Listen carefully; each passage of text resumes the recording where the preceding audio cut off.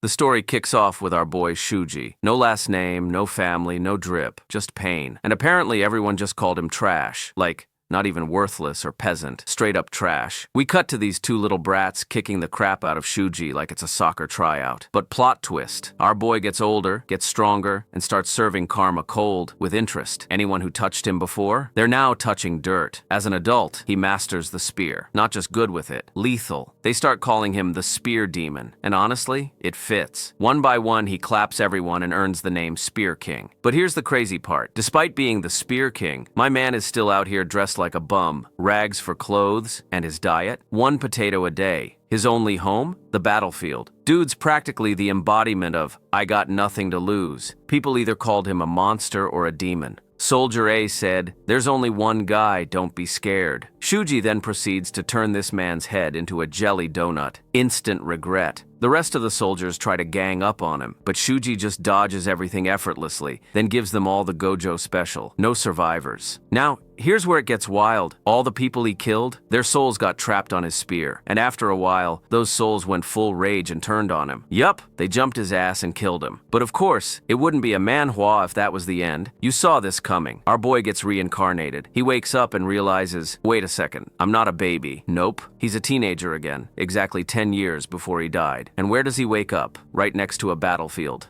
of course. Then this tall dude rolls up, all confident, asking what our boy's doing. Shuji peeps the guy. Ah yes, forest bandit. Translation, robs, kills, probably doesn't brush his teeth. Forest bandits are basically the tutorial mobs of this world. Tall guy tries to throw hands, thinking Shuji is with the escort bureau. Shuji doesn't even flinch, just flicks the dude's attack off like lint off his shoulder. Then, he grabs his spear and impales this man so hard, he probably felt it in his next life. He then steals his soul. Everyone might hate his demonic martial arts, but he's just trying to survive. Can't blame him. As he's casually thinking to himself, an archer sneaks up and shoots him dead in the face. No warning. Headshot. The bastard starts laughing like he just won, too excited. Then bro gets the Rengoku treatment. Shuji just looks at him like, that's it? That's your peak? Then drops a quick tip mid-fight. Always confirm the kill, and kebab him on his spear. But like, too late for the advice now, buddy. Shuji then lifts the two corpses like he's in the gym, doing a form check. Gotta get those reps. Respect. As he walks, every thief in the area starts sweating, whispering, who is this lunatic? Enter the bandit boss. Time for the mini-boss battle. The leader swings a whole-ass axe, and Shuji just casually dodges it. The boss gets mad until he looks around and sees his homies talking while dead. Before the boss can react, Shuji slices him clean in half. Straight up fruit ninja'd this man. Everyone else? Screaming. Monster! Demon! Run! But wait,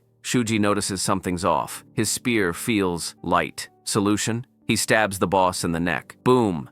Added weight, perfect balance, as all things should be. The rest of the bandits flee in terror, and as they run, all the souls of the bodies he just wrecked form around his spear. The weapon is alive again. Shuji's back, reborn, still broke, still violent. And the world? Not ready. We cut into a heated battle, swordsmen clashing, chaos erupting, when our boy walks in, cloaked in a menacing red aura. Suddenly, a man charges in, slicing through enemies with brutal efficiency. The bodies impaled on Shuji's stick whisper that this man was once their leader, a formidable warrior named Ego. But instead of being shaken, our boy seems intrigued. Too intrigued. He wants to devour Ego. As Ego continues carving through the bandits, a comrade yells out his name. Shuji seizes the moment, swinging at him.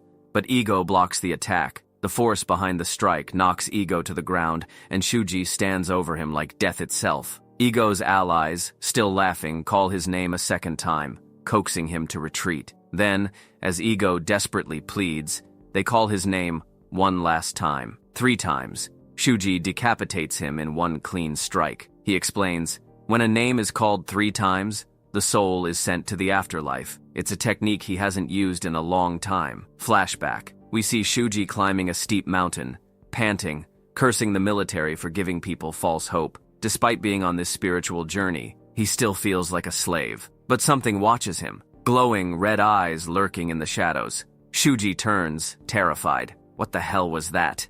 He thinks, trying to sneak away. But the demon speaks. It mocks his struggle, calling his existence that of a bug, and offers him a way to change his fate. Sounds shady, but Shuji accepts.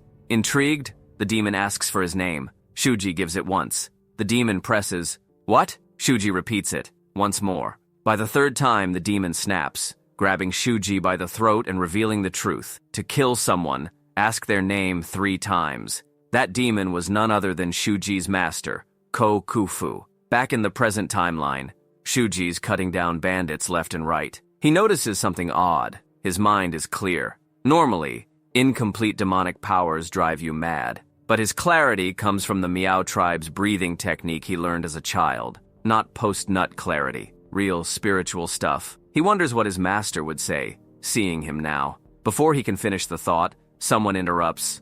A Ronin hottie with a crew. They show proper respect. Her instincts tell her not to mess with someone radiating this much killing intent. She invites Shuji to join her gang, but he declines without a second thought. He starts to leave. Classic cool guy exit. But she's not giving up that easy. She reaches into her chest area and pulls out a token from the Tiger Pit Sect, offering it to him. Turns out, he's on their turf, and carrying that token means he'll be treated like an honored guest. Shuji takes it, knowing that while the sect is known for being upright, they mysteriously vanished a few years later. The Ronin and her crew head off, hoping to meet him again. But before they leave, Shuji asks for a horse. Before the Ronin hottie can warn him that it's wild and untamed, Shuji is already on it. The horse obeys, not out of training, but out of fear. His aura is just too powerful. Eye Patch Guy jokes that Shuji's her type and nearly gets sliced for it. Honestly, wouldn't mind. The Ronin hottie also praises Shuji's spear work, noting it's not just martial arts,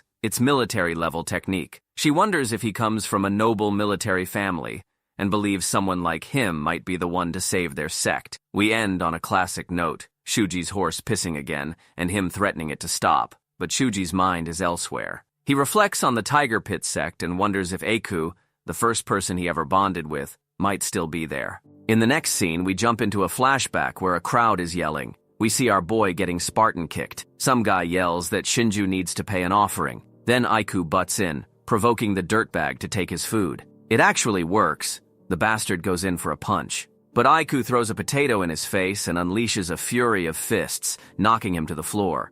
Aku keeps antagonizing the guy, and while he's doing that, our MC tells him he didn't have to interfere. But Aku just tosses some food at him and says, "Eat up."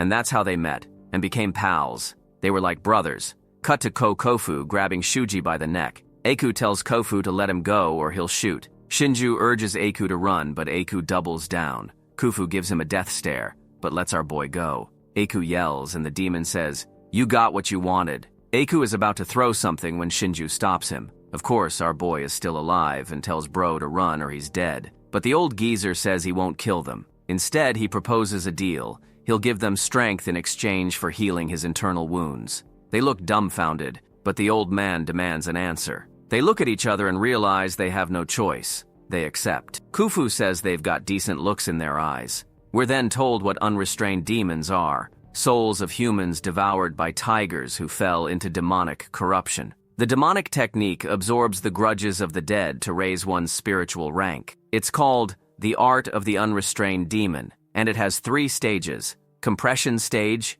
you emit demonic energy like steam. Tempering stage, your blood transforms into deadly poison. Transcendence stage, this is where Kufu trampled the world, and he plans to pass this power on to Shinju and Aku. The old geezer gives them their final task. Retrieve a herb called the 100-Year Snoginseng. Shinju went to get it before, but Aku tells Kufu it's nearly impossible to obtain. Aku then asks if he can help them open their Ren and Du meridians before getting the herb. Though Kufu seems reluctant, he ultimately agrees to help them grow stronger. Aku tells Shuji to go first. Shuji hesitates, but Aku says he'll gather more herbs and go second, which is harder anyway. Shuji sighs and agrees. Now, through the rain, our boy is covered in arrows and breathing heavily. When he looks into the cave, he sees his master's head cut off. Aku is all bloodied up. Panicking, Shuji asks what happened. Aku explains that the old geezer was never going to let them live, so he struck first.